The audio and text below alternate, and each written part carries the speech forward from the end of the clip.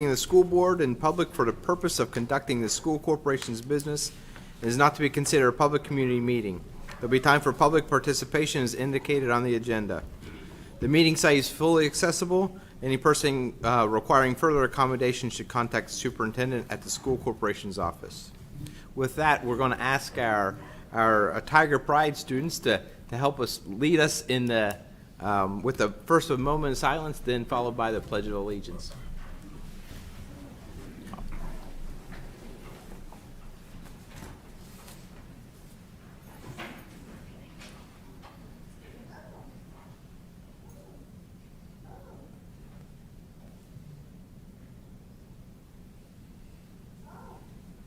I pledge allegiance to the flag of the United States of America and to the republic for which it stands, one nation, under God, indivisible, with liberty and justice for all.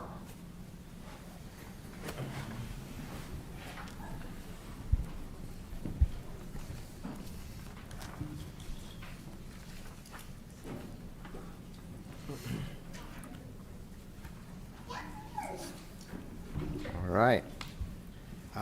Next, we have roll call. All are present except Mrs. Jones, who is out.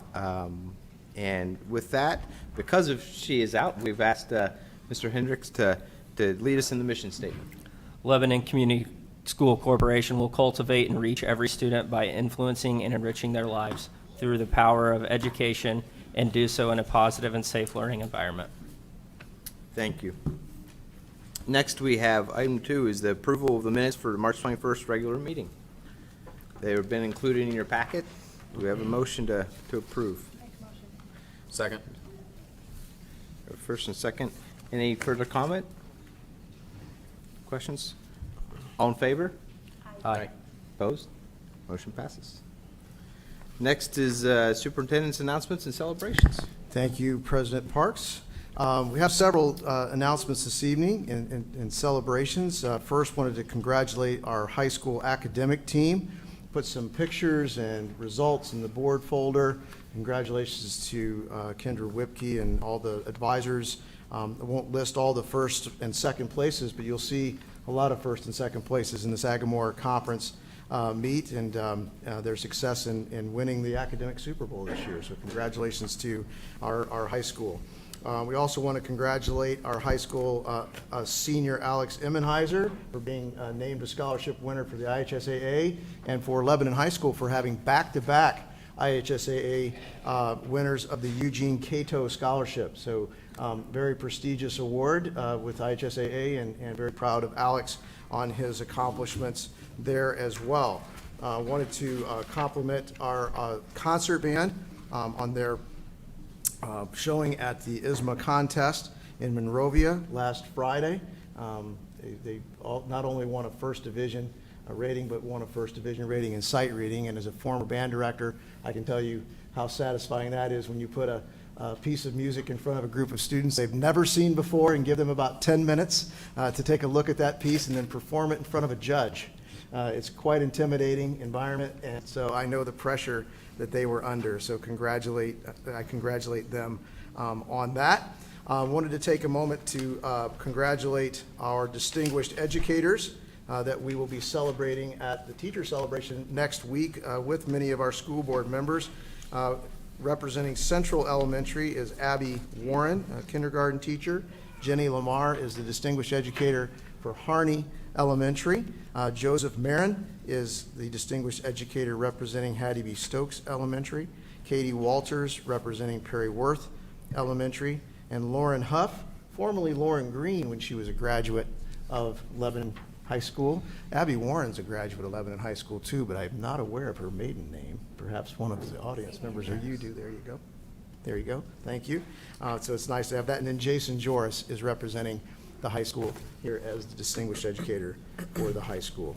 So that's my celebrations. I have one kind of information item this evening as well. We will be talking to our Teachers Association through centralized discussion and potentially bringing to the board for action at the next meeting a potential revision in the 2023-24 academic calendar. Several districts you may have been reading about in our area have altered the calendar. April 8th, 2023 will be a total eclipse that will be observed in the United States. Pardon me, 24, April 8th of 24. Thank you, yes. Yeah, you're all looking at me like that's, we've already had April 8th, 2023. 2024 will be a total eclipse, and there is a path, Lebanon in central Indiana is in a direct path of where that total darkness will take place as part of the eclipse. They're expecting people from all over the world to come to Indiana as a prime viewing area for the total eclipse. The total eclipse will take place at approximately 3:05 p.m. So if you think about that, that's about the time that our student drivers here at the high school are on their way home. I'm sure they can handle that. I'm sure they all know how to turn on their headlights. However, there'll be people pulling off the side of the road and trying to, observe this, and we're very concerned about safety, of course, and we're also concerned about, the traffic in the area that will take place. So we are looking at a potential alteration in our calendar to make that a non-school day. You'll still have to go 180 times, kids. It would just be shifting the school day to another day. But doing that out of school, out of the essence of safety. So we'll be bringing you something to consider, but I just wanted to put that on the board's radar this evening as well. Wanted to thank our community and parents and staff for the sudden change in going to e-learning last Friday. It's very unfortunate that about 35 plus school districts in the state received that unfortunate email overnight that we were dealing with, and just wanted to publicly thank everybody for that. We had to move pretty quickly, and unfortunately we have to do that sometimes. So wanted to thank you all for that. Lastly, in my announcements this evening, I'm very proud of former Director of Communications, Jen Totterud, and the team she was working with CISC in developing a series of videos. And we have most recently put the latest video on our website and refreshed that.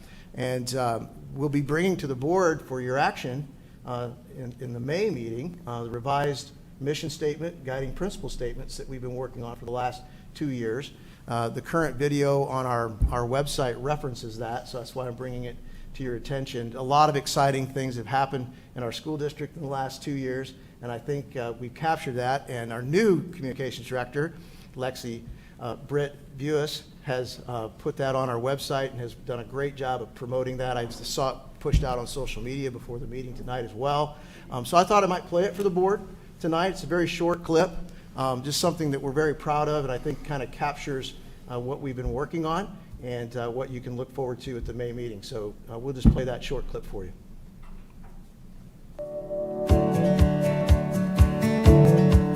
We're asking for our students' help and our community's help in identifying a clear and concise mission statement and guiding principles that all of our employees and all of our community members and stakeholders can rally around.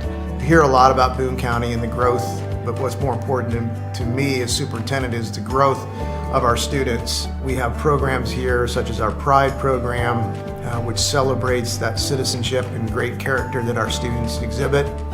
In my room, we're a family. In this school, we're a family. And it's also been great because we have this common language that just kind of ties us all together.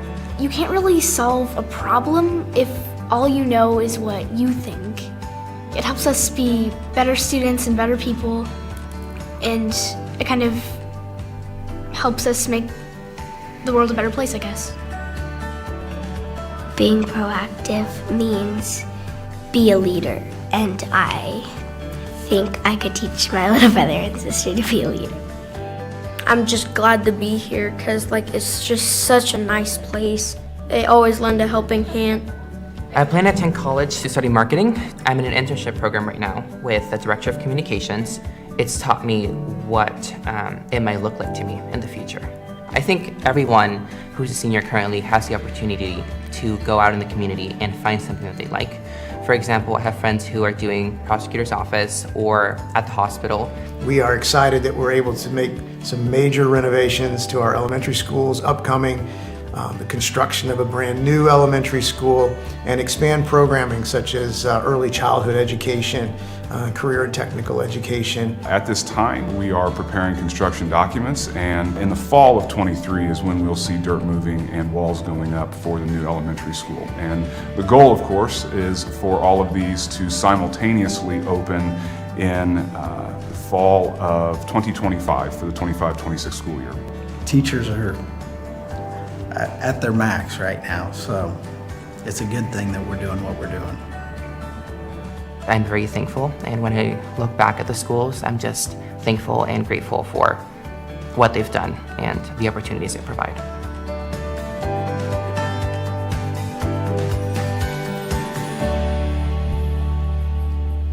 So thank you for that. It was too good not to share, and it's also a good reminder when we're at a school board meeting why we do what we do. So thank you for allowing me to share that with you this evening. My final celebration, before my announcement celebrations, we have a new tiger that joined us just recently. A Shire Jax Hendricks joined Taylor Hendricks and our great board member Trey Hendricks, and we want to take a moment and congratulate them. School board, I took it upon myself to use some of your pooled funds and got the young man a gift. You got the Purdue gear for him, right? As we talked about. It's not great. So congratulations. Join me in congratulating Mr. Hendricks on the new arrival. You're very welcome. Congratulations to them, and that's all I have for my announcements and celebrations this evening. What class? Oh, a while. Okay. All right. Thank you, Dr. Millman. Thank you. Next, we have the Tiger Pride. Yes, Mr. Scott. It's exciting that that video was shared right before this recognition, because we even have one of the students in the audience tonight that's being recognized that was on the video, so that's exciting. I think we also have for the her to see. scholarship winner we Yes. mentioned in the announcements with us this evening. Exactly, a great night tonight. We'll start off by recognizing our two students from Lebanon High School. We have Alex Immenheiser.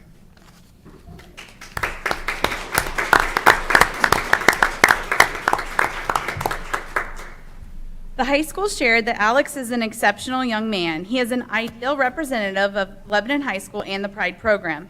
Alex is actively involved as a student athlete who always gives his best effort while being very supportive of his peers.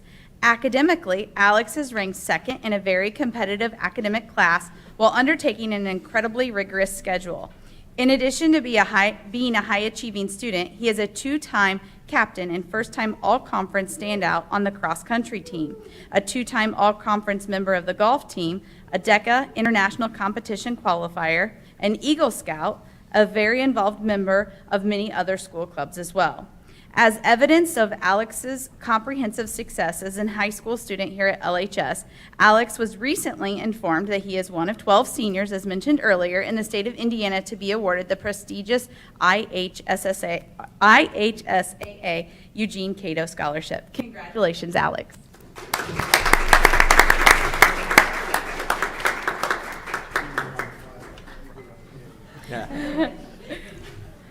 Also, from Lebanon High School, we are excited to recognize Ella Johnson.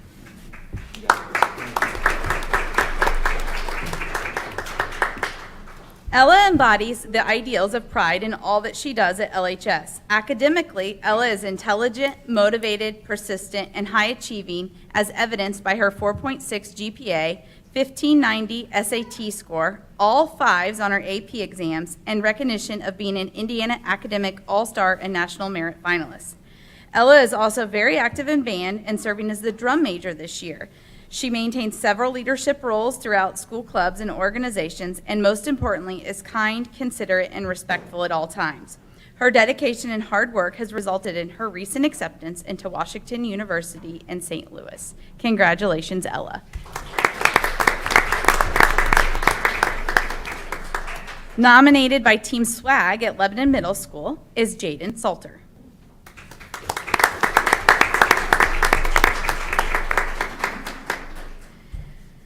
Jaden is an incredible young man who demonstrates pride in many ways at LMS. He is an integral part of PBIS. He can be counted on to do numerous jobs that require initiative and personal responsibility. Jaden is also a rock star in the classroom. He consistently does his best, asks thoughtful questions, comes prepared, and gives his best 100% of the time. Jaden is a personable young man, always with a smile and a quick, "How are you?" in the hallways. Jaden is a person of integrity and one to be admired by his fellow classmates. Congratulations, Jaden.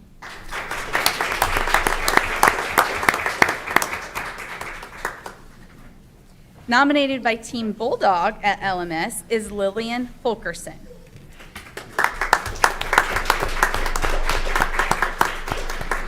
Lillian consistently demonstrates pride on a daily basis. She is self-motivated and driven to succeed. Lillian is involved in multiple sports and other extracurricular organizations. As she strives to excel, she is kind and helpful as she supports and advocates for others. Lillian is respectful, honest, and the type of student that teachers love to have in their classrooms. Congratulations, Lillian.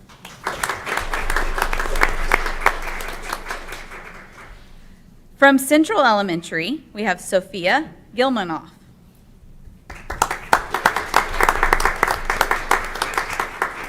Mrs. Larman, her 5th grade teacher, shared that there is no better example of a Tiger Pride recipient than Sophia. She has the best attitude toward life and learning. Taking initiative is an innate behavior. It is not uncommon to find her researching beyond lessons taught in class or things going on in the world around us. For example, when we read an article about particles of matter in class, she followed up by looking for articles that she could read about this topic during independent work time. When her family drove through the recent tornado destruction on her way home from spring break, she began reading about what exactly caused the destruction and what the community was doing to help those in need. Not only does she learn about these events, but she also wants to help. When joining the Student Lighthouse team in August, she came with a strong desire to use the opportunity to help Ukraine. With persistence, she has rounded up the help of teachers and students to form her very own action team. They synergize to create a school advertisement and fundraiser to help people in need across the globe. Sophia knows that balance is best, and her life goals always encompass taking care of her body, mind, soul, and heart. She is humble, she is kind, she is creative, and she is most deserving of this award. Congratulations.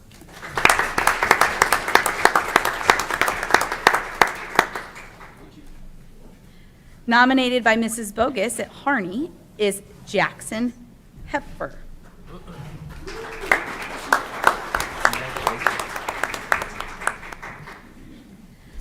Although Jackson has a quiet demeanor, he shows leadership skills daily by being a Harney ambassador and preschool helper.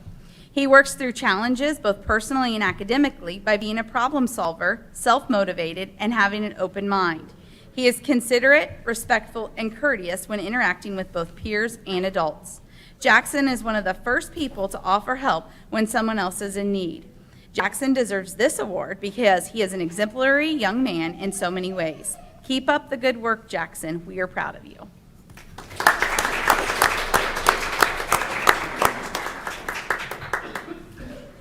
From Hattie B. Stokes and nominated by her teacher, Mrs. Hardy, we have Kadessa Timberlake.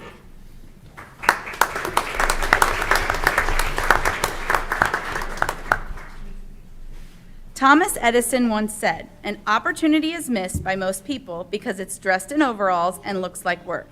Kadessa is not one to miss opportunities. She doesn't shy away from hard work. When she was given the opportunity to show her ability in math by taking an additional test, she was excited for it. As a student ambassador, she is a leader in the school, but even outside of that role, in her everyday tasks, she is a leader. She is always happy to help a fellow student. Her work is thorough and accurate. She is not one for bare minimums. She always goes above and beyond. Her positive attitude, willingness to help, and her work ethic make her a Pride champion. Congratulations.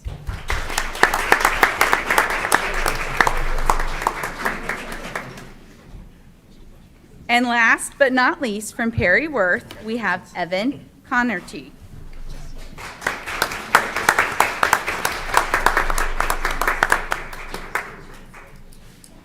Evan is a great example of a model student. He is dependable and is always completing his work on time and at his highest ability. No matter what the activity is, Evan will also be putting forth his best effort and will turn in quality work. Teachers can trust that Evan will set a good example for others to follow, even when no one is watching. He is respectful to all staff and students that he interacts with and makes everyone feel welcome and included. Evan is a dependable student and who will help lead others to do the right thing, even when no one is watching. Evan is not afraid to fail and will keep trying until he gets something right. His teachers shared, "I have loved getting to watch him grow as a student and a leader this school year." Congratulations, Evan.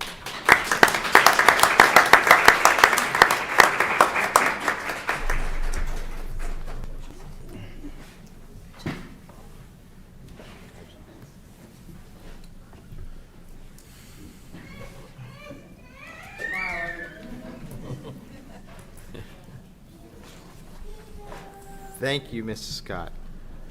Now, parents and students, you are the highlight of these meetings. So you just witnessed the best part of the meeting. So if you want to leave, we are not going to be offended. We'll give you a few moments. We'll just ask it if you could quickly exit and just as you need, and we will proceed in a little bit.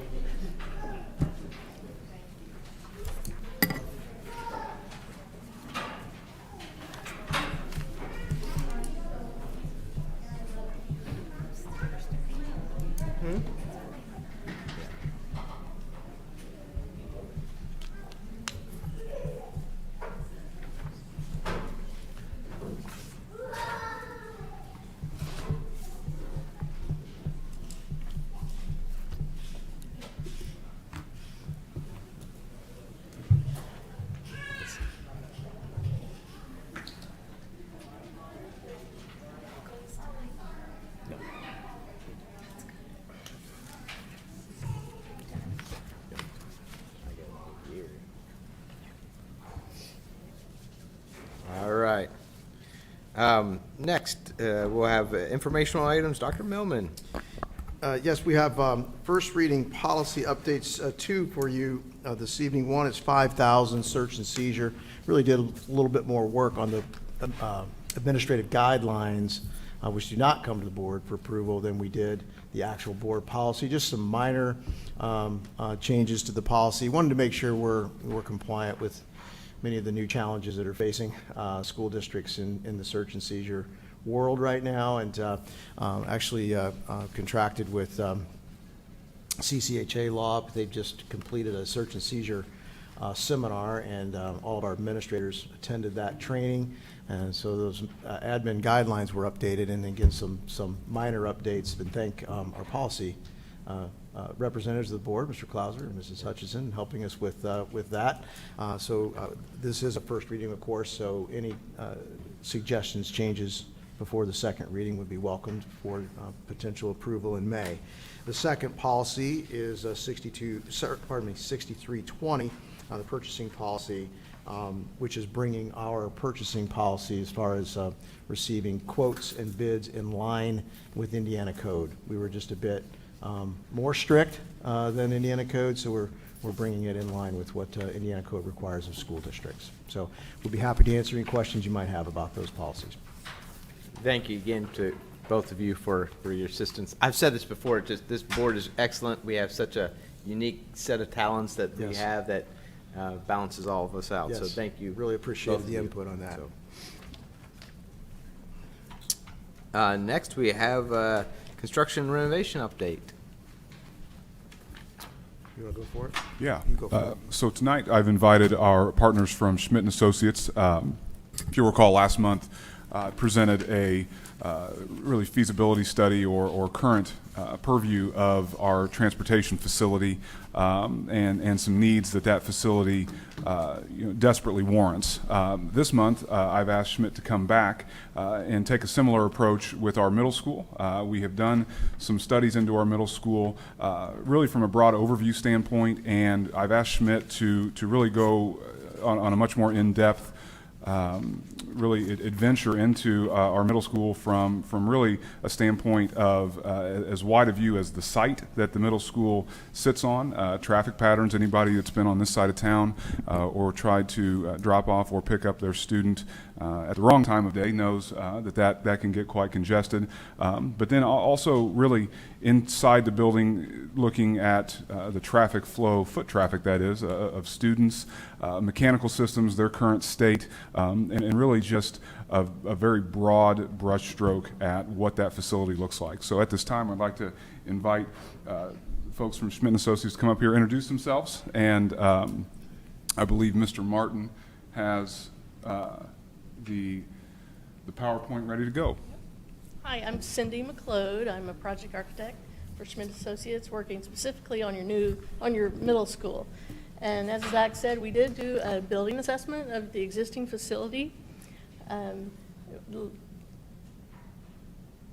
The existing building was built in the 70s, as a lot of you probably already know. And then in 1994, an addition was added to increase the capacity to 800 students.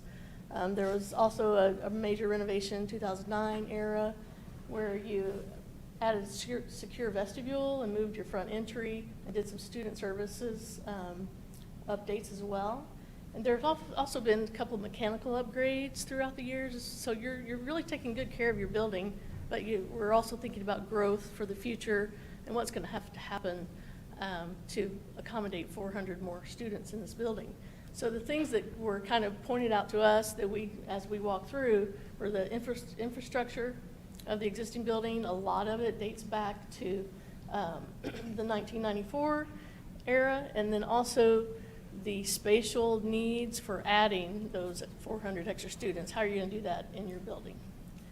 So we started with the site, and you can see where the outline of the original building, the 1970s building, and then all the little additions all the way around the building in 94. Also from this graphic, you can see the site patterns. I know you all know that the cars are stacked up like crazy out there on the road. There's some bus interactions with cars and students and cars and traffic and buses as well. So what we like to look for is how separated are these different types of traffic. And in your school, they kind of all converge at different points around the site. This is your existing floor plan. And walking through, we highlighted a couple of areas. We noticed that there's several areas of congestion. So when you're walking into one of the grade level pods, the hallways are very narrow. And when the students disperse, you can hardly get down that corridor. There were about 6 of us when we did a tour, and the kids came out when the bell rang, and we all had to snuggle up against the wall. It was very tight, and I could see that could contribute to, social issues with young kids. Also, congested areas, there's a couple of different corners in the building where they intersect, where kids are leaving the pods and going to the specials and athletics and PE areas. Principal really pointed out, well, we've got like 6 cameras pointed on this one corner because we have to be able to see it from every vantage point. So those are things that in a renovation, we would look at all these areas and try to make a great improvement on them. Also, we noticed the kids, when they go to lunch, you have 3 grade levels, but you have 6 serving line periods where kids line up to go to lunch.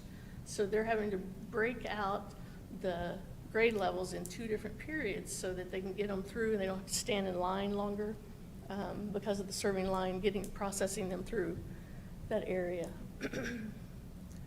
There's some underutilized spaces in your building. Your existing, what used to be the old industrial tech area where Project Lead the Way is now, there's some space in there that could be used for something else.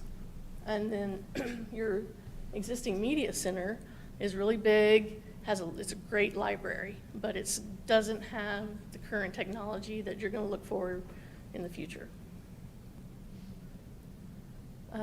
Another item is your kitchen is right in the center left of your building, and deliveries and things have to come in and go down hallways and track through the hallways. Locker rooms are crowded. Let's see. And then, as we were assessing the existing building, the building really is in good shape. You've taken great care of it. There's just some items that have come up because the building is old-ish. It's not as Oldish. old as Old is all relative, That's right? right. Yes. There's maintenance items with mortar and flashing and things that you see on every building. Some of your fixtures are outdated, and we would put urinal screens between urinals now, and we don't do the gang showers anymore in buildings. So our engineers are very thorough, and there's a lot of things that are good with your building. You've even done some current updates on mechanical, but the longer list are things that date back to 1994 that we would take a look at and would need to be updated. This is electrical. The same thing, there's some fused type panel boards, and then there's just an overall, you need to update to LED for savings. And you could upgrade your generator to handle more of your kitchen and things like that on there. Plumbing, again, we've talked about the fixtures before. What you don't see are the lines underneath the slab. We'd recommend that you flush those out. We camera them and see what kind of shape they're in to see if they need to be replaced. And then your technology, it looks really good. You've updated really well. It's probably the best system in your building right now. All your classrooms have the projectors and things. It would just be accommodating the growth into the new spaces, and if you want to make a change in any kind of technology in the future. I think Matt also spotted you might add a couple more cameras around, but everything technology-wise looked pretty good. So what we do after we assess the building, we create, and planning for growth of those 400 kids, we create a building program, and that tells us what's going to happen to all your existing spaces and how many new spaces you need. So we have the square footages of all your existing spaces and what a typical middle school would be based on how many children will be in it. And we have found that you do have extra space in your building that we can reconfigure, rework, and make it work into the new spaces. But it looks like you might need anywhere from 10 to 16,000 square feet of new space added onto your building. So after we do the building program, we take all the spaces. So each classroom would be a little square that we cut out, and we make puzzle pieces. We brought this to the administrators, and you see the principal in the corner down there. We let him lay out a building even to pretend like it was a brand new building. So he wanted the pod concept, so we ended up keeping pods. And then you rearrange the spaces per how they would best function in a new future building that'll last for many, many years. So what you see, the classroom pods have stayed the same. In this puzzle piece, the diagram underneath is your existing building, and we've overlaid the puzzle pieces in a transparent fashion there. And this slide takes away the image of your existing building and shows you where those new corridors would be, how the corridors get wider at those trouble spots, and it also shows an addition off to the left of the cafeteria, kitchen, and serving line. The other thing this puzzle piece exercise did, it brought the administration over to the bottom left-hand corner, and there would be a new front door right there by the cafeteria, and the admin would flow right in there. And as you think about your site, that's how you approach the building. So you would be coming down the street looking at your new front door.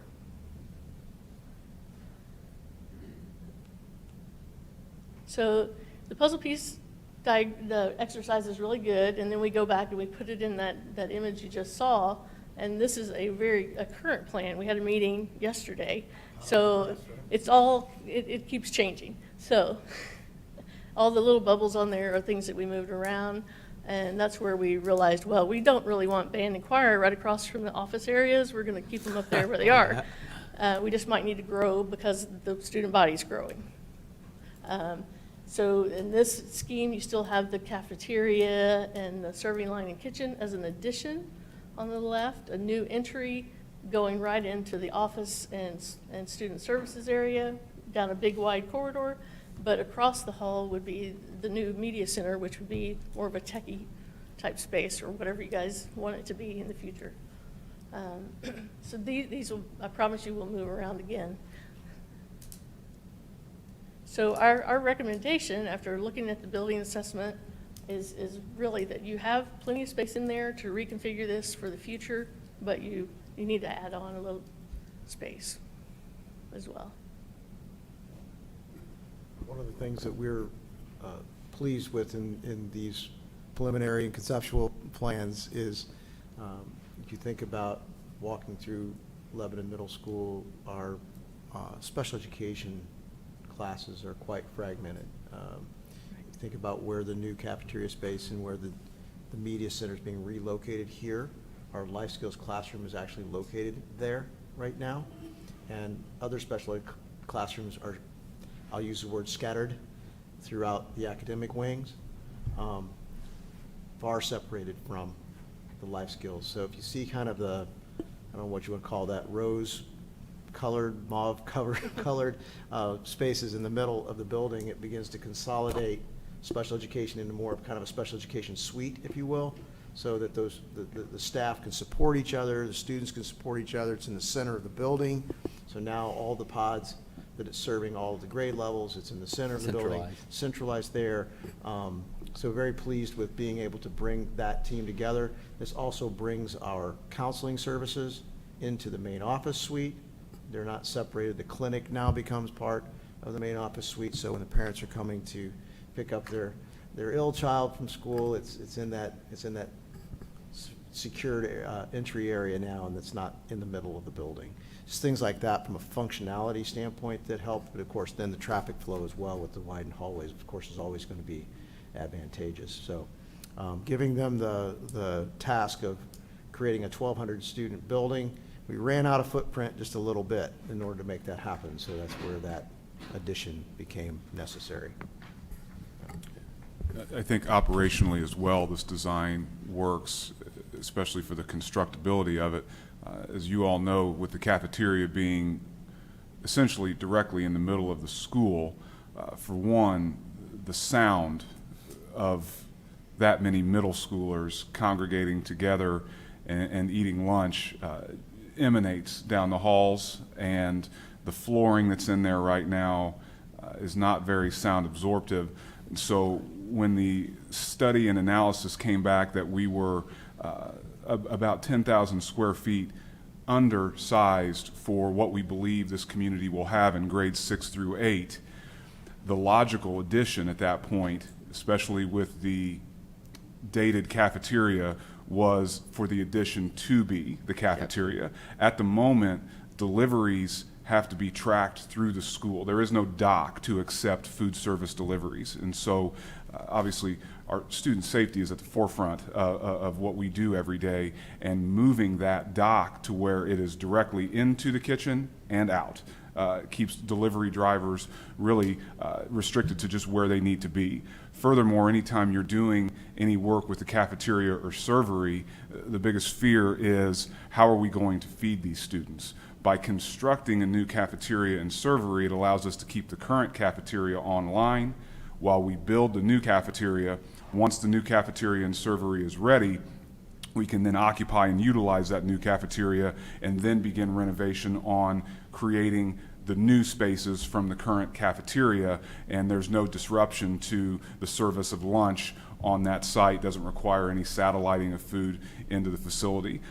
Furthermore, at the top you see those 3 big teal boxes, and that is our auxiliary gym, competition gym, and then the one towards the very bottom are the locker rooms. And originally we thought maybe that space would be repurposed into something besides a locker room and moving the locker rooms elsewhere. That creates a very large cost issue with moving mechanicals, plumbing to that new site. After having some conversation yesterday and looking at the initial run as a result of the puzzle piece, we arrived at simply refreshing those locker rooms in their current location, since the plumbing is already on site, and really alleviating a large amount of cost to run new mechanicals to wherever that new locker room facility would be. So by designing a building within the current footprint and strategically adding some square footage, this becomes a much more usable facility for a very cost-efficient price when all things are considered about the work that they're suggesting being done.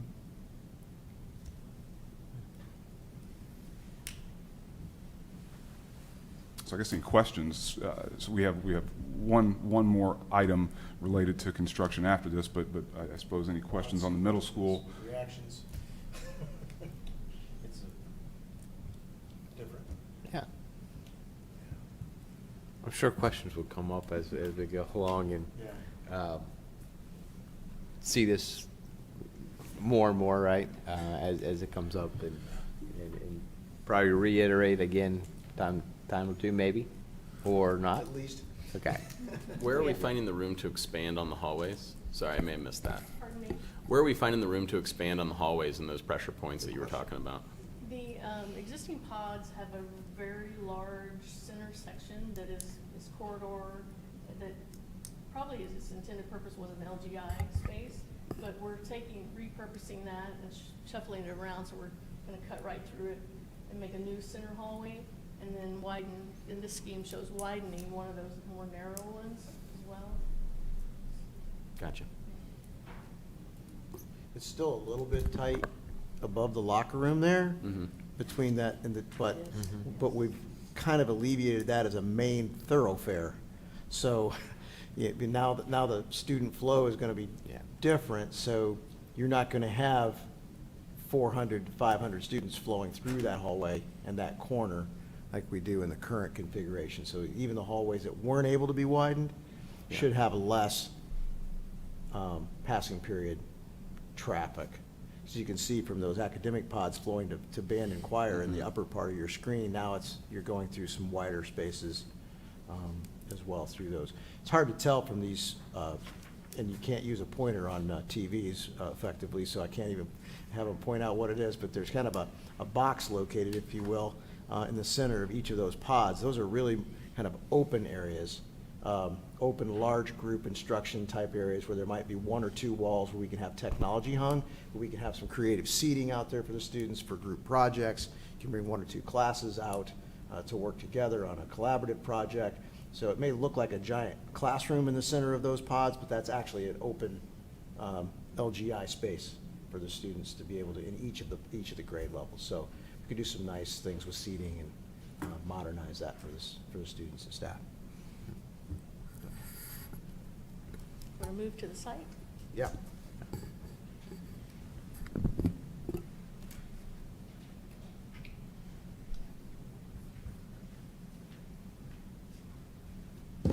Good evening. I'm Kyle Miller with Schmidt, principal at Schmidt. And while Cindy's pulling that up, we are really early in the planning of all of this really, but the Transportation Center, we've had 2 site meetings. At least we pretty much have pinpointed what we think is the best location for the site. We started working on roads. We've had 2 meetings to kind of start to work on the internal roads. And you can see the middle school to the west and the parking lot there. That may change. We haven't got into all that yet. We talked a little bit about some of the problems, at the backup with the parking there, so we're going to be looking at how that needs to get fixed so we can stack parking better and not back up on the road. And how do we connect the Transportation Center to the middle school and to the new middle school to the south? So we're looking at all that to make the flow of transportation, the buses best. We're trying to connect to John Bart Road, out to Grant Street, ultimately to Ulen and Elizaville as well. So all that connectivity and how do we keep cars away from buses, away from students, all those things have to weigh into it. So putting 3 buildings or having 3 buildings, and really 4 with your high school, maybe 5 with your administration center, a lot going on there. So it's real important that we get all that kind of figured out how the traffic flows work. But just to show you a little bit what we're doing with the Transportation Center, and Cindy, can you maybe just enlarge to the Transportation Center itself? So that area you're looking at takes up about 12 acres. Tucked up to the left part of that field, if you will, by your maintenance building and just next to the middle school. And you'll see that we've got, I can't read all the numbers, but about 60 bus parking spaces. In front, we have about, I think it's about 70 parking spaces for staff and for visitors to come to the building. The green line represents a fence around it because you want to secure your buses, you want to secure that area. But people that are coming up as visitors and staff or bus drivers who are going to park their cars there, they want to be able to go into the building.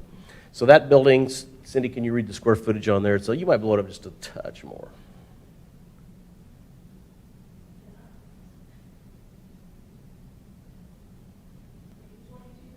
Okay, the program I have here has it in that 20,000 range. We did a rough program of the different spaces in there. Those will include the maintenance office.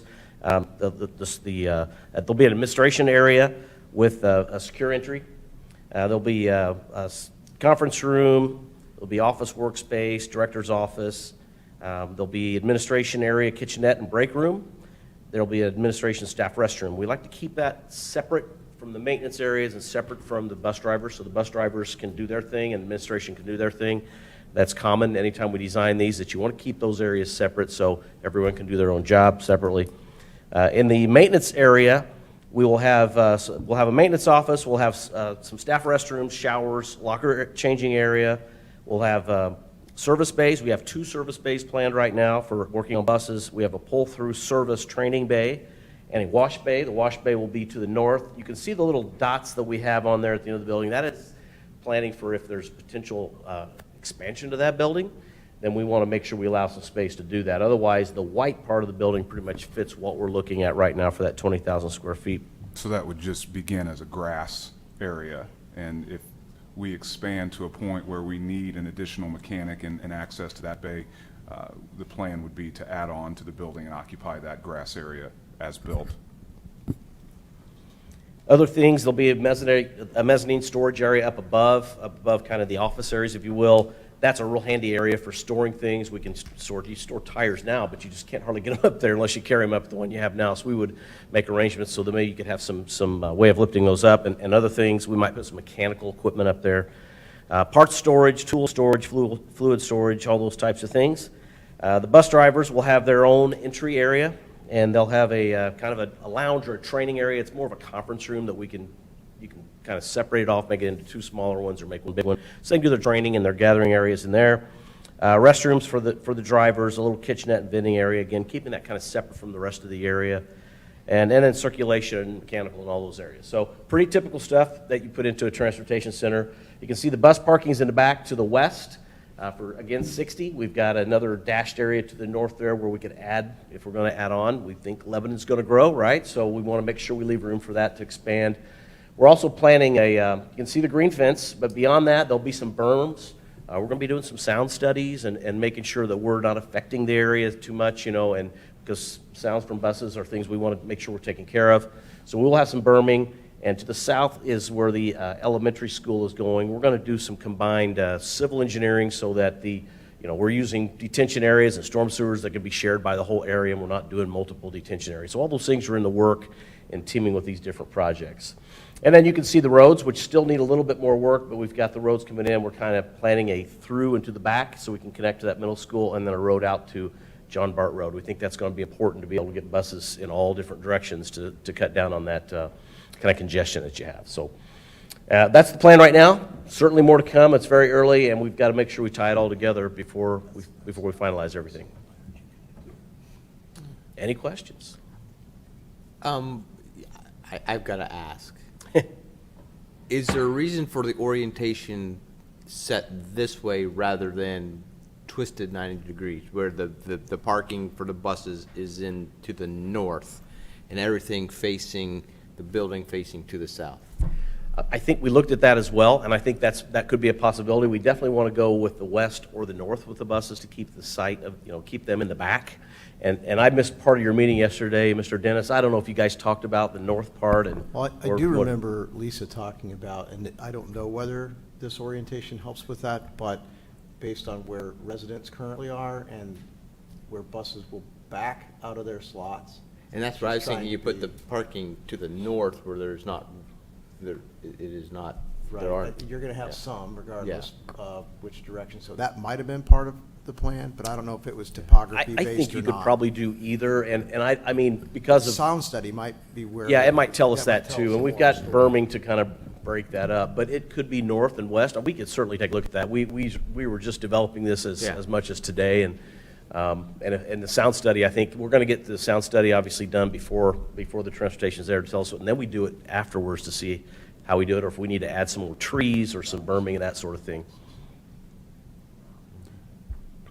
So I think it's important to reiterate, we're taking quite a few measures to make sure we are as benign to the existing community there as possible. That L-shaped at the southwest there is not a retention area or a detention area. It is actually it's a berm, a visual break, so that the buses aren't seen. As we stated several times, we're going to do an acoustical study to make sure that whatever orientation we pick is as minimal as possible. Obviously, bus lots are and need to be heavily lighted for safety reasons, but with the LED technology that exists, we can direct that so that as little light as possible exits our facility and impacts what's already there. Furthermore, once this site gets created, and the reason it has not been initiated right now is because we have no place to put the fuel tank, is we'll be moving to propane-fueled buses. And there's a lot of benefits for propane-fueled buses. First and foremost, the safety of our students. As those buses sit at idle, the emissions from a propane bus are much safer than diesel. Now, there are certainly systems with diesel nowadays, diesel exhaust fluid, that makes it much safer than it used to be, I will say, but certainly the propane is a much cleaner burning fuel. It is a cheaper fuel in the long run, but most importantly, the sound associated with a propane bus versus a diesel bus it essentially sounds like a gasoline engine at that point, because it is a gasoline engine. So really taking a lot of consideration with our placement of this. I'll take it a step further. You can even paint the bus parking lot in such a way that the beeper or the sound that is emitted from a bus when it's in reverse is thrown away from residents. So To absorb so all of those considerations are in talks and are not falling silent upon us.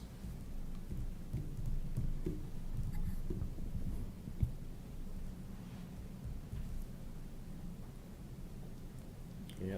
Any other questions? Good, thank you. Thank you. Okay, we'll be back. We'll keep refining, and we'll Yeah. certainly take a look at that and make sure we're discussing that with Dr. Milliman and Mr. Dennis as we move forward, so. Thank you all. Okay. Thank you for Thanks a being here lot. tonight. We appreciate it.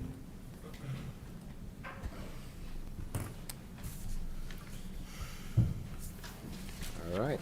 Next item is 6, consent agenda, staff matters. Thank you, Mr. Parks.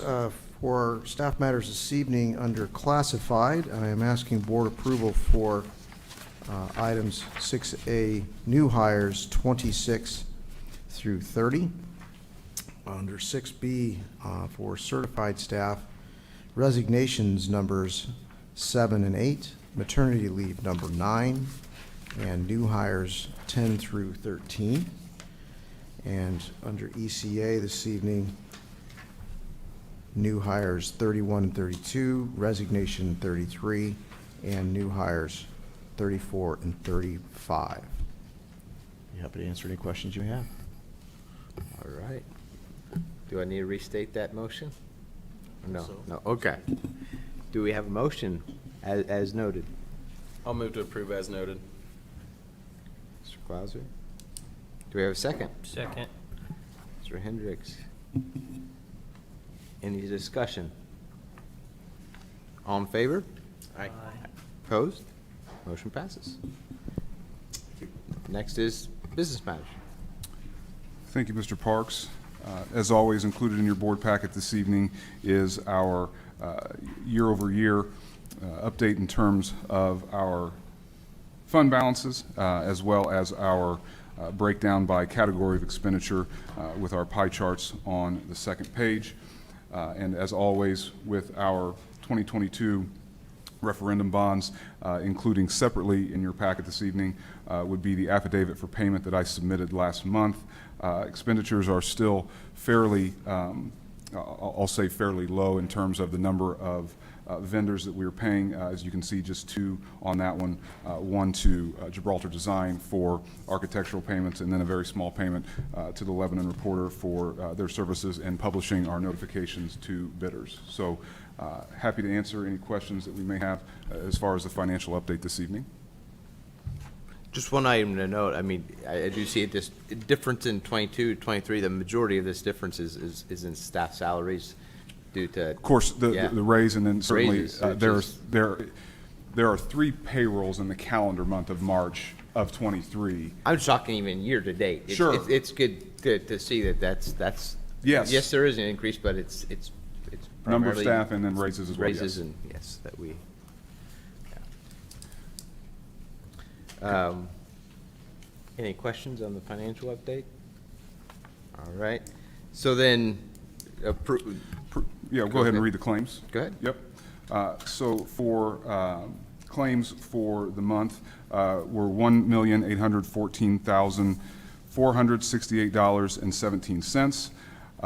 2 payrolls in terms of the time period of this particular docket, which is sometimes confusing because the financial update is the calendar month of March, whereas the docket spans only 2 payrolls, one in March and one in April. But that payroll, or those 2 payrolls, I should say, $1,929,080.78 for a grand total of $3,743,548.95. got it. So we have a motion to approve claims for payment 57,522 to 57,694 and payrolls for March 31st and April 14th, as noted. Mrs. Hutchison, do we have a second? Second. Mr. Clauser. Any additional comments, questions, discussion? All in favor? Aye. Opposed? Motion passes. Next, comments from the public? Seeing none, we'll move on to action items. Request for approval of 23-24 curricular fees. Mr. Dennis. Thank you, Mr. Parks. Proud to bring to the board tonight 2 of 3 curricular fees. We've got the elementary fees and the Lebanon High School fees in the packet. Planning on bringing the middle school fees in May. There was some legislation going on at the State House that gave us a little bit of pause in terms of an adoption of a science curriculum. There has been some conversation about the state shouldering those curricular fees and thus making fees free to families. That legislation was still in limbo, and we didn't feel confident recommending that curriculum just yet. Nothing wrong with that curriculum. We just want to make sure we understand if the state were to come in and pay for curricular fees, that there wasn't some type of requirement from the state in terms of the curriculum that we utilize, and we adopt a curriculum that they perhaps would not approve of. So again, nothing at all wrong with the science curriculum. We just felt like we had the time to pause, and we wanted to pause and make sure we understand whatever that legislation may be. So we'll be bringing Lebanon Middle School fees at the May meeting. But what you have in front of you are K through 5 elementary fees. We were able to reduce the fee in every grade level except kindergarten. Kindergarten did go up by just under $3 for next year, but the remaining, first grade as well went up just under $2. But moving on from that, we were able to start reducing some of the fees, I should say really all of the fees in the remaining grades, some by as much as $29 if you look in second grade, reducing it by more than $30 in third grade. So always happy to do that when we have the opportunity. And then the Lebanon High School fees are much the same as they were last year. So happy to answer any questions on the curricular fees. Otherwise, I would appreciate approval of the board for school year 23-24 elementary and high school fees. So do we have a motion for 23-24 elementary and high school curricular fees? Whole motion. Mr. Hendricks. Do we have a second? I'll second. Mr. Clauser. Any discussion? Will these be put out there for parents to see? Or at any point do we put that out there, or? Registration packets, I believe, is when Come to- parents okay. become notified of curricular fees for the first time. Okay. I don't know if there's a, Answer for that, I can't answer tonight whether we actually have a section on the curriculum department page of the fees per grade level, but it certainly could be added if it's not annually been done that. I'm going to plead ignorance on that. Okay. But that's a good question. I will get you an answer to that. It's not on the live registration, but maybe on the website. Okay. And it should be, if it isn't. Oh, yeah. Okay. So we have a motion and a second. Any further discussion? All in favor? Opposed? Motion passes. Next, we have a request approval of contract with Schmidt Associates for architectural and engineering services. Thank you. Happy to bring Schmidt's contract in front of the board this evening. We've heard from Schmidt a variety of times in regards to their services for transportation. Middle school we saw this evening, depending on how the scope of those two projects go, may have some activity at the high school as well. But we have, as always, done quite a bit of due diligence with local counsel with Mr. Franson, and then with Ice Miller specifically with Mr. Steve Jones to really vet these contracts and do our due diligence. And proud to say that we've come to an agreed upon contract and bringing that to the board this evening, and respectfully request your approval for Schmidt's services for architectural services for the middle school, transportation, and Lebanon High School. Do we have a motion for approval of this contract? I'll move to approve contract. Mr. Clauser? Do we have a second? Mrs. Hutchison? Any discussion? All in favor? Aye. Opposed? Motion passes. Welcome. Next, we have approval of letter of agreement with Schmidt for seclusion rooms at LMS and LHS. So very closely related to these projects, but two projects that we felt were a little bit more imminent and necessary than really waiting for the bonding process for the renovations at the middle school transportation facility. We noticed there are some specific needs structurally with our special education areas, both at Lebanon Middle School and Lebanon High School. And due to my desire to use a separate funding source than where we would pay for the renovations to the middle school, the new transportation facility, we can't contain those services to design the seclusion room and special education solution at the high school. We have to separate that out into a separate agreement. And so this agreement just entails Schmidt services to design the special education solutions at the middle school in the high school. So similar design services, but for more imminent projects that we need to get done this summer to really provide the best environment that we can for middle school and high school students for this upcoming school year. All right. Thank you, Mr. Dennis. Do we have a motion to approve a letter of agreement with Schmidt for the seclusion rooms at LMS and LHS? All motion. Mr. Hendricks? Do we have a second? Mrs. Hutchison? Any discussion? All in favor? Aye. Opposed? Motion passes. Next, we have a master agreement with Meyer Najum for construction management. Thank you. As you all know, Meyer Najum's been on board for quite some time now, both with the elementary school projects and certainly some early conversations with transportation and the middle school. Similarly to Schmidt, done quite a bit of due diligence and conversations back and forth to arrive at what's being called a master agreement with Meyer Najum for construction manager as advisor services. This document will be the language that governs our relationship. Each project that we do is going to be very different, will require different staffing needs, different general conditions. So upon approval of this agreement, you will see the next agenda item would be to first define the very first thing Meyer Najum will actually be working with us on, which is the softball complex. But this is simply a master agreement that allows us to work with Meyer Najum for as long as we desire, but each time we engage in a new project, I'll be bringing the board 4 appendices that define that specific project and the fee that's associated with that specific project. A little bit difficult to define construction management services universally, as each project, the site dictates different things, the scope of the job dictates different staffing and other items that would make it difficult to have a universal agreement for compensation.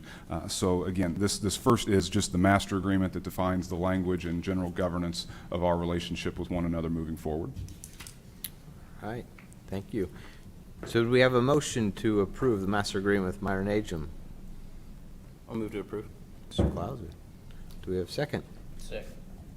Mr. Hendricks. Any discussion? All in favor? Aye. Opposed? Motion passes. Next is appendix to the master's agreement with Meyer Najum for the softball complex.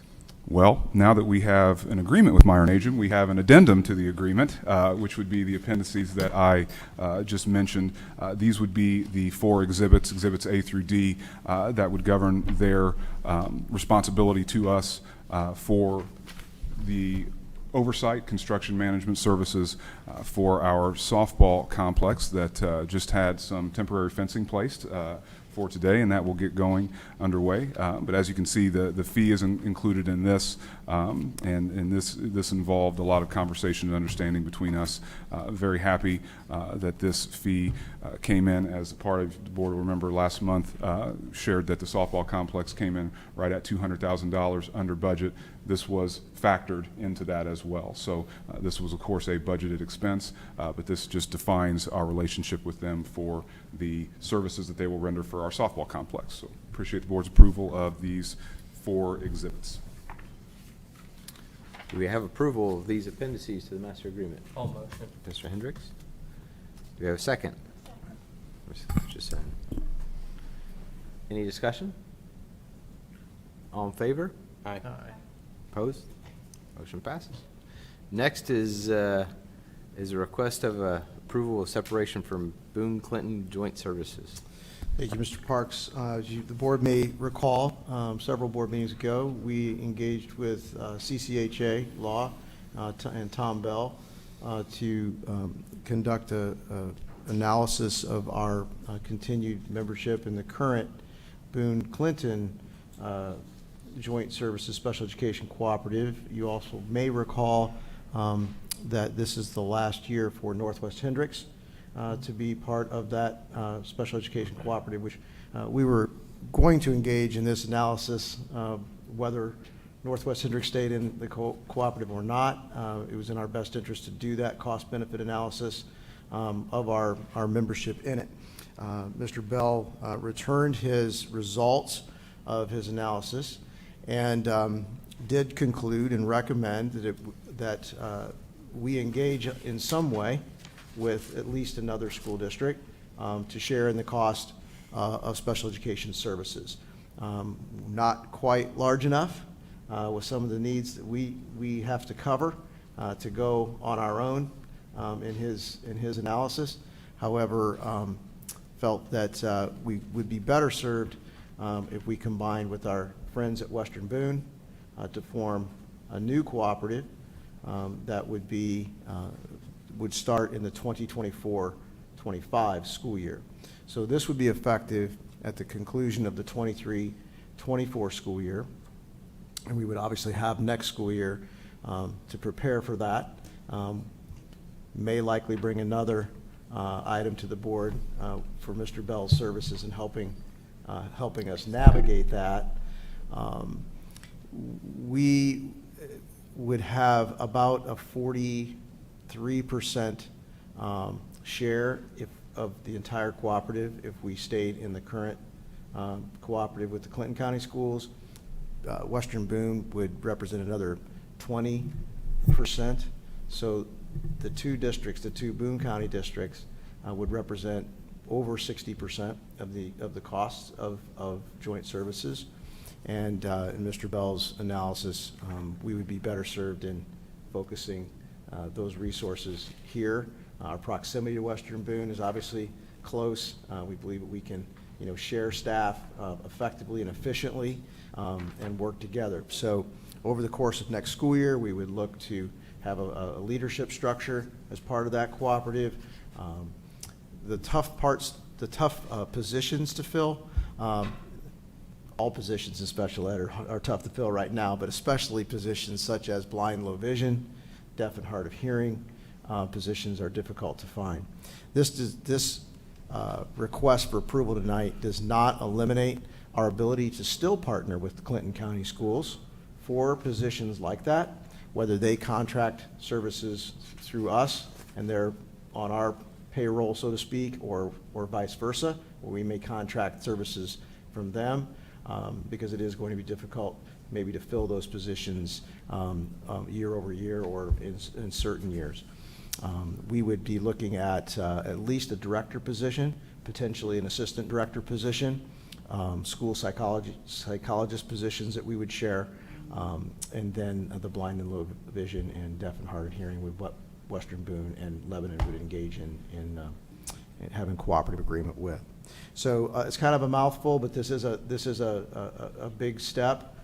We do think it's going to be an effective and efficient way to deliver services and focus our efforts more effectively for special education. So we'd be happy to answer any questions you may have, but respectfully request approval of this agreement, this item this evening. All right, thank you. So do we have a motion to approve the separation from the Boone-Clinton Joint Services Special Education Cooperative at the conclusion of the 23-24 school year? All motion. Mr. Hendricks? Do we have a second? I'll second. Mr. Clauser? Do we have any discussion?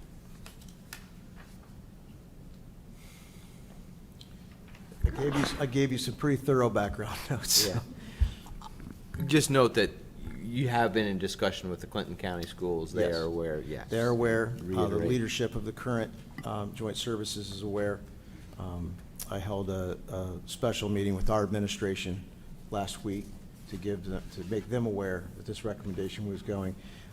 Certainly, this causes some anxiety among staff when you make a decision such as this, but I do and will remind staff, we have an administrative meeting tomorrow with our principals. I'll answer any additional questions they have, and then I plan to provide our building leaders a letter from my desk to our special education staff outlining what this decision is and what it is not.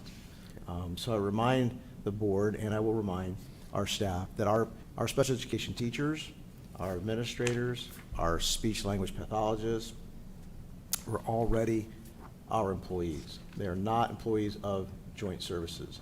The current shared positions are psychologists, the consultants, blind, low vision, deaf, hard of hearing, and the administration that we mentioned before. So there will be some restructuring in those positions, but if you are a special education teacher in Lebanon Community Schools, you will not be affected. You'll still be under Lebanon Schools contract and master agreement, and so you'll be unaffected by this decision. So I will emphasize that in my letter to them, knowing that there's always some questions and anxiety around it. Yeah, we appreciate that. Sure. Thank you. And we're good contractually in terms of the notice of termination of our end, right? Yes, there's a little bit of a wiggle there as far as the timing. The current agreement, we may be a bit tardy, but the Clinton County schools are working with us because the way it works, full transparency, how that contract is written, we could either end it at the end of the 23-24 school year, or go to how many months you must give notice in the contract. And if you went by the months in the contract, that would mean a mid-year separation. Separate like in December. So it's in everybody's best interest. We didn't get the consultant analysis back in time for the March board meeting. And Western Boone does not, they've already had their April meeting, so they won't meet again until May. So all indications are that the Clinton County schools understand that. They do not wish to have a mid-year split. That does become much more problematic for everyone. So I don't look for there to be any, from our conversations with them, but on a technicality within the contract, we are 4 business days off from the date in the contract. And, sorry, one more, on the new cooperation with Western Boone School Systems, how, do we have did we get a timeline from Mr. Bell in terms of what that looks like, in terms of getting that formulated and making We'll sure begin immediately, once Western Boone School Board acts on this, and we're hoping that they join with us, and then we're hoping if they don't, Clinton County will welcome us back with open arms. But we will start immediately with that and begin thinking about that leadership structure. We've already had preliminary discussions with Mr. Bell about what he may recommend as a leadership structure with that. So he has quite a bit of experience both forming cooperatives and dissolving and withdrawing. So he has a great wealth of knowledge for us. All right. Do we have any further discussion? All right, we have a motion and a second. All in favor? Aye. Opposed? Motion passes. Thank you. Item G has been removed from the agenda. Yes, we had a couple questions about some indemnification and want to make sure we cleaned that up. So we wanted to take that back to legal with some things that just arose today. So we'll bring that back to the board in May. Okay. Sounds excellent. So that's on to item H, approval of the Boone County Health Department donation. Yes, I may need a little bit of help with this from Mr. Martin or someone, because I know that this is a great donation. If you can see the photo in your background notes of the cabinet to provide emergency response kits, and I believe this is at Harney Elementary, but it may be other locations as well. All 6 plus an extra at this building. There you go, all 6. And so these are emergency kits that, cabinets that the health department is donating to us, and it reaches that $1,000 threshold of value, so it's coming to the board for your approval. And I enthusiastically request your approval of these this evening. Do we have a motion to approve this donation? Motion. Ms. Hutchison, do we have a second? Second. Mr. Hendricks, do we have any further discussion? I just, this is kind of a passion project, I guess you could say, for me regarding school allergies. My daughter has a peanut allergy, a pretty severe peanut allergy, so this is something that hits home with me directly. Where do we locate these cabinets at? I'm just curious. Yep. In each building, there's at least one AED. In many buildings, there's 2. In the elementary buildings and the middle school, it'll be near the clinic AED box, where this will be located. In this building, there's one additional somewhere in this neighborhood of athletics, just to save that much hassle in running. So as you see, there's the Allergy Plus Stop the Bleed kit, which many teachers are already trained in carry one, but this will be one in the hallway. And I forgot the other third component, allergy. Yeah. Sorry, Siri. Yeah, the allergy pens would be either in a clinic or cafeteria area, but we also have those located with their classroom teachers as well, from to help the students. Now, they may not always be at lunch. There may be somebody else supervising lunch for the child, so we want to make sure that those are in relative arm's reach. And that's why I asked. I know cafeterias are areas where they're often not, and that's where kids are eating, where this becomes an issue. So it's kind of something that you see the horror stories and. Right. It makes you Absolutely. think, so I just wasn't sure if that was something that we had addressed in terms of trying to keep I can't speak to whether our food service managers in each of those offices are equipped with those, but I can get that answer for you. That'd be great. Yep. Interestingly, there are several things that the nurses can't delegate to people who aren't specially trained. Right. But the EpiPen is something that the nurse can show anybody how to use, and Yeah, it talks to you, tells you how to use it. yeah, exactly. It's one of those devices that's able to be delegated by the nurse. So Great.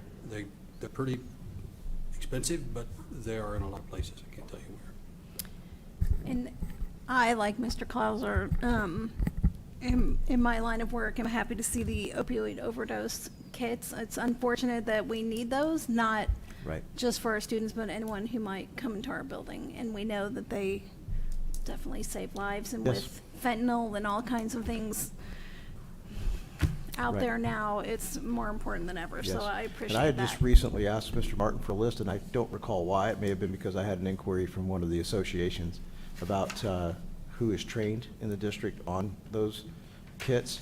We have a pretty extensive list of folks who are trained, and I think we're going to, over the summer, we'll take a look and see if we need to revise that and add anybody to that list. Our SROs are equipped to be able to administer that, several of our administrators. They're the nasal sprays, I Right, yes. assume.